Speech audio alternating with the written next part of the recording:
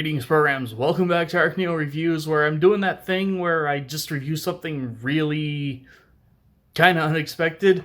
Today, because why not, we're going to go ahead and take a look at the Laudna Critical Role Dice Guardian from Dice Guardians. See how that works? But yeah, no, I have had this thing on pre-order for a fairly long time. It finally got here. Figured I'd throw it in front of a camera and check it out. Artwork on the sides. Here it shows the other two that I have available. I only got Laudna. 7 LED colors. Little thing about who she is and kind of how this works stuff. The more in-depth of who made it. Further, more in-depth of who's behind it. So, all the usual unimportance out of the way. Here we have the actual Laudna Dice Guardian. And it's pretty stinking good, though I will come out and say there's like two kind of big deviations from the box I just threw across the room.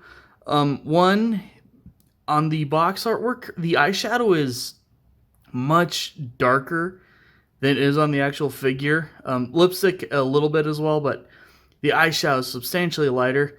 And the white streak was larger on the box artwork and like render and stuff than on the actual figure. That is not a big deal to me. Everything else about this figure is really cool. I love the like goopy, almost like venom tendrils going between her hands to actually hold the dice. The face sculpt is great. Little molded teeth in there. You can see the little ear cuffs on her pointy ears. Her fingers going into the goop. All kinds of her, sewing tailor stuff on her dress there. A lot of like little spiderweb details. Overall, this is a really, really quality product, I feel. 2 AA's in the bottom. I don't get why there always has to be a screw in things like this. The screw I find irritating because it's just that much harder to switch out. As well as nowadays, I feel like this should just been like a rechargeable and put a USB port in the back more than anything. You can see down here, Critical Role, Laudna, I'm Fun Scary. Just random little stuff. Your 2 controls down here, this is like a pure power switch. So when you have it flipped up, this button does a whole lot of nothing. Whereas when it's down, the button actually works. Before we get into the actual LED part, though, there is one other thing to go over. Obviously, this thing is made to hold standard size D20s. This piece here is like a slightly soft material so that it will hold on to the dice like really well. Actually, it's got a good hold of them. You have to push them in just a little bit you might be able to hear the squeak there, but they go in, they hold really well. But if you don't want to put a dice in there, on the back of the figure itself, this is standing out more because of the lights I've got going on right now. This actually hides pretty well otherwise. This little section pops out, and you can see the clear D20 style moldings on the back here.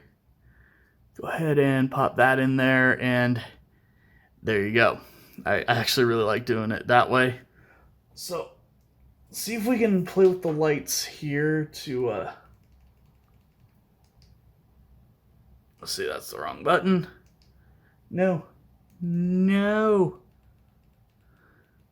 Alright, there, that's about as far down as this gets without turning it off. Hopefully, oh yeah, you can get a good view. It's got a bunch of different light modes, 7 colors. So you got white, red, kind of a orangish yellow. It shows up a little funky on camera, but pretty orange in real life.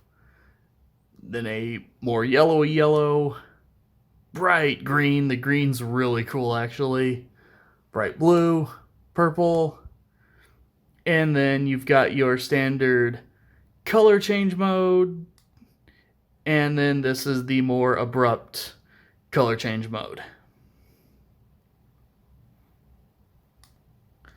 So yeah, overall, there's not like, a huge ton to go over with this. It is what you see, and I think it's pretty stinking good.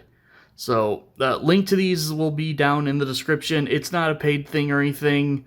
I've had a few people ask where this is from, so I'm just going to go ahead and put the link down there to avoid further askings. Yeah, this thing's pretty neat. I like it.